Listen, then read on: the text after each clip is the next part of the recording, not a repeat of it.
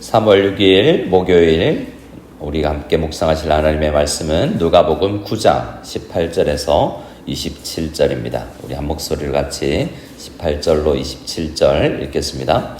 예수께서 따로 기도하실 때 제자들이 주와 함께 있더니 물어 이르시되 무리가 나를 누구라고 하느냐? 대답하여 이르시되 세례 요한이라 하고 더러는 엘리야라 더러는 옛 선지자 중에 한 사람이 살아났다 하나이다. 예수께서 이르시되 너희는 나를 누구라 하느냐? 베드로가 대답하여 이르되 하나님의 그리스도시니이다 하니 경고하사 이 말을 아무에게도 이르지 말라 명하시고 이르시되 인자가 많은 고난을 받고 장로들과 대제사장들과 서기관들에게 버림받아 죽임을 당하고 제3일에 살아나야 하리라 하시고 또 무리에게 이르시되 아무든지 나를 따라오려거든 자기를 부인하고 날마다 제 십자가를 지고 나를 따를 것이니라. 누구든지 제 목숨을 구원하고자 하면 잃을 것이요 누구든지 나를 위하여 제 목숨을 잃으면 구원하리라. 사람이 만일 온 천하를 얻고도 자기를 잃든지 빼앗기든지 하면 무엇이 유익하리요? 누구든지 나와 내 말을 부끄러워하면 인자도 자기와 아버지와 거룩한 자들의 영광으로 올 때에 그 사람을 부끄러워하리라. 내가 참으로 너희에게 이르노니 여기 서 있는 사람 중에 죽기 전에 하나님 나라를 볼 자들도 있느니라. 아멘. 오늘 말씀은 우리에게 아주 중요한 어느 성경이나 중요하지만 주님께서 강조하신 그 내용이 하나 나옵니다. 항상 이 18절처럼 예수께서 따로 기도하실 때라고 하는 것은 누가에게 있어서는 기도할 때마다 예수님이 기도할 때마다 아주 중요한 일들이 있었던 것이거든요. 그래서 예수님께서 누가복음에 보면 세례 받으실 때도 기도하실 때 하늘에서 소리가 나고 또 주님께서 12제자를 뽑으실 때도 밤새 기도하시고 또 기도하실 때에 굉장히 중요한 일들이 있었다라는 것을 보게 됩니다. 실제로 그때 예수께서 기도하셨던 거죠. 그럼 뭐가 중요한가라고 하면 우리에게 묻습니다. 너희는 나를 누구라 하느냐? 또 제자란 무엇인가? 이런 두 가지의 질문이 우리에게 있는데요.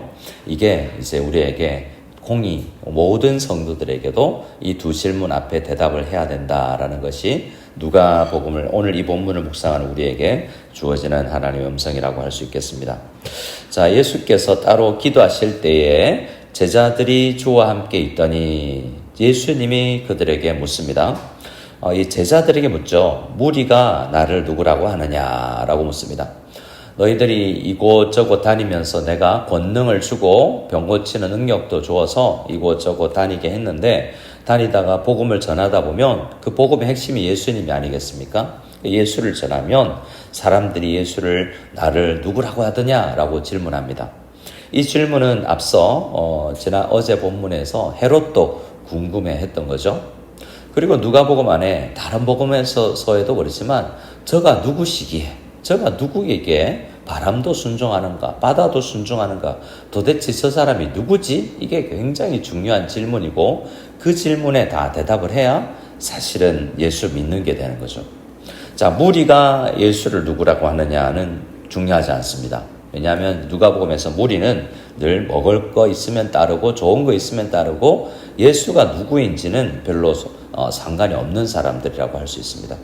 예수든 부처든 누구든 우리를 잘 먹고 잘 살게 해주면 된다라는 생각이 있는 사람들이라고 할 수 있습니다. 근데 사람들은 누구라고 이야기하냐면 19절에 대답하되 어떤 사람들은 세례 요한이라고도 합니다. 근데 세례 요한은 이미 헤롯에 의해서 죽었거든요. 그런데 세례 요한이 죽었다가 살아난 게 아니냐 뭐 이런 이야기를 하는 사람도 있습니다. 더러는 엘리야라고도 합니다.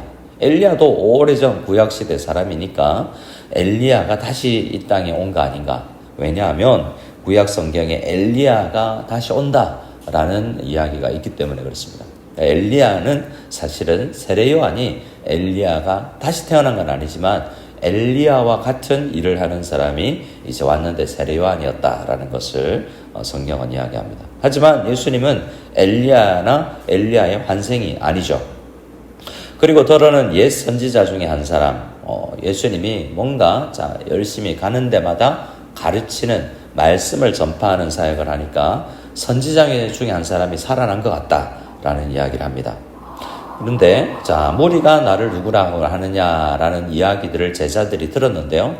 그러면 제자들도 판단이 있겠죠. 저 말은 맞고 나도 저 말에 동의한다, 이런 생각들 하겠죠. 그러면 예수께서 20절에 이렇게 묻고 베드로가 대답을 합니다. 20절 말씀을 같이 읽어보겠습니다. 예수께서 이르시되 너희는 나를 누구라 하느냐? 베드로가 대답하여 이르되 하나님의 그리스도시니이다 하니. 물론 오늘 이 누가복음에 나오는 정황은 다른 마태복음에 나오는 것과는 좀 간략하게 표현이 되어 있는 것이기도 합니다만 동일한 강조가 중요성이 있습니다. 예수께서 제자들에게 묻습니다. 너희는 나를 누구라 하느냐? 그럴 때 잘 아시는 것처럼 베드로가 대표적으로 대답합니다. 하나님의 그리스도이시니이다. 다른 성경에서는 주는 그리스도시요 살아계신 하나님의 아들입니다 라는 이야기까지도 하죠. 중요한 건 하나님의 그리스도이시다라는 것은, 그리스도는 기름 부음 받은 자라는 뜻이거든요. 메시아라는 뜻이죠. 기름 부음 받은 직분은 구약에서 세 가지가 있는데 왕, 제사장, 선지자. 그러니까 그 중에 어떤 것이냐 하면 주로 아마도 왕이십니다 라는 뜻일 것입니다. 예수님은 하나님이 기름 부으신 분입니다 라고 지금 이야기하고 있는 거죠. 그러니까 보통 분이 아닙니다. 그리스도이시다라는 것은 또한 구약에서 그렇게 오시겠다고 예언한 그 메시아이십니다 라는 고백입니다. 드디어 이런 고백이 베드로의 입술을 통해서 나왔죠. 근데 한번 생각해 보면 그리스도이십니다 라고 말로 고백하는 사람들은 많습니다. 다른 성경을 보면 귀신들도 하나님, 예수님이 누군지 알고 믿고 믿기까지 합니다. 그리고 떤다라고 합니다. 두려워 떨기까지 하죠. 그런데 구원받지 못하죠. 여기에서 중요한 것이 있습니다. 우리는 시험 치면 예수님이 누구라 합니까? 누구십니까? 라고 하면 우리가 베드로의 대답을 흉내내서라도 잘 대답할 수 있습니다. 근데 이런 질문이죠. 그 다음에 이제 십자가 22절부터 예수님께서 십자가를 지고 인자 되신 자신이 고난받고 죽으실 것이다 라는 이야기를 하고 나서 23절에 또 무리에게 이르시되, 제자를 포함한 많은 사람들에게 이르시되 아무든지 나를 따라오려거든. 이 말은 다른 말로 누구든지 나를 정말로 하나님의 아들 그리스도시라고 고백하는 사람들은 이라는 것이죠. 나를 따라오려거든 자기를 부인하고 날마다 제 십자가를 지고 따르는 것이 정상이다 라고 이야기를 하십니다. 그런데 이게 두 가지가 같이 안 되기도 해요. 예수님을 보고 주님은 그리스도십니다, 하나님의 아들이십니다 라고 이야기하는 사람들은 많다는 거죠. 귀신들까지도 하니까요. 오히려 성경에 보면, 복음서를 보면 사람들보다 귀신이, 마귀가 훨씬 더 일찍 예수가 누군지 알았습니다. 근데 십자가 지고 따르진 않죠. 우리에게 그럼 질문이 있습니다. 우리에게도 주님 묻죠. 예수님을, 우린 다 오늘 아침에도 나는 예수님 믿고 예수님이 좋아서 이곳에 왔는데 그러면 나의 십자가를 지고 따라올래? 따라오고 있니? 라고 묻습니다. 우리가 아는 것처럼 그 십자가가 뭐지? 라는 고민도 또 필요하겠죠. 아는 것처럼 우리가 지는 십자가는 다른 사람을 구원할 수 있는 십자가는 아닙니다. 그건 예수님만 질 수 있는 십자가죠. 근데 우리는 예수께서 목표로 한 사명, 그 사명을 같이 이어가는 사람이 이제 십자가를 지는 사람이라고 할 수 있습니다.